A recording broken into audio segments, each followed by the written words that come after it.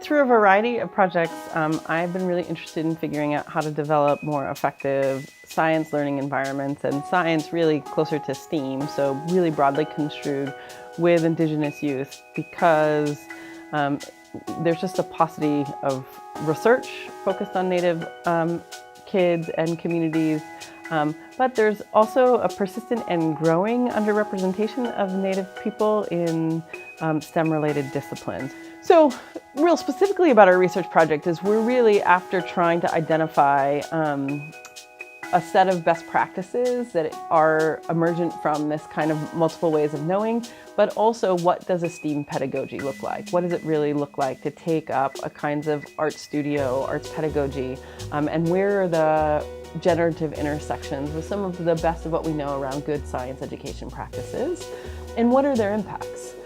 Our idea is that if we can identify a series of best practices, one, they're scalable, but we're also interested in how those practices not only impact learning, but impact things like identity development and kids' senses of the disciplines themselves and how they might be relevant to their own futures or their community's futures. So what we've learned about that, though, is that it's far more complicated than just taking kids on a field trip in doing that. One of the key practices that we think about a lot is what we call cultivating attention. And cultivating attention is more than just noticing or writing down sort of data.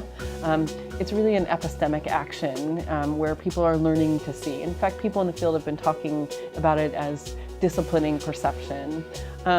But we've learned that you can do that, and that actually arts helps do that in particular ways too.